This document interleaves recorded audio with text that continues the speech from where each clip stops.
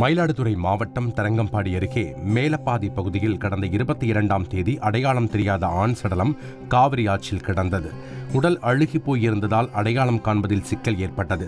உடலை மீட்ட செம்பனார் கோவில் போலீசார் பிரேத பரிசோதனைக்காக அரசு மருத்துவமனைக்கு அனுப்பி வைத்து விசாரணை நடத்தினர்.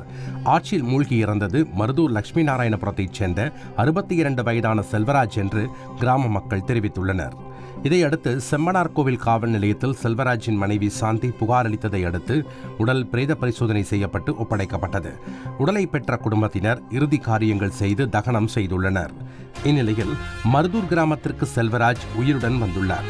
அவரை கண்ட கிராம மக்கள் அதிர்ச்சி அடைந்ததோடு சிலர் ஓட்டம் பிடித்துள்ளனர்.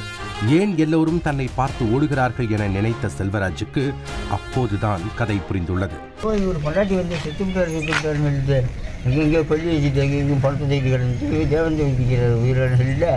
அதை தெருவுக்கு போகிற எல்லாம் பயத்தில் ஓடுதெல்லாம் செத்தவர் எப்படா. தான் எங்கே சென்றிருந்தேன் என்பதையும் செல்வராஜ் கூறினார். நான் ஈரோட்டில் எங்கள் ஓனர் 20 வருஷமாக இருக்கேங்க. அந்த 98, 43, 44, 58, 88 கேளுங்க. தாத்தா புள்ளங்கிற செல்வராஜுக்கு நோட்டில் உங்கள்கிட்ட இருந்தாலும் கேளுங்க. ஐயோ எங்கள் தெய்வமே அவர் தான் பேர். 20-30 வருஷமாக இருக்கான். அவன்கிட்ட 2005 வேலை பார்த்துருக்கேன்.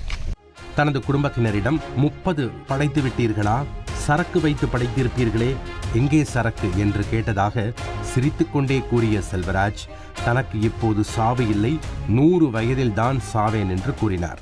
டிவியை சொல்லுற பஞ்சபாண்டவர்கள் நாடகம் ஓடுது. பஞ்சபாண்டவர்கள் 5 பேர் நல்ல தருமான் தீமான் தருமான் அப்படின்னு இருந்தாங்க பாருங்க. அவங்க நாடகம் ஓடுது. அப்போ நாடகம் ஓடும்போது அப்போ பேட்டி கேட்குறாங்க.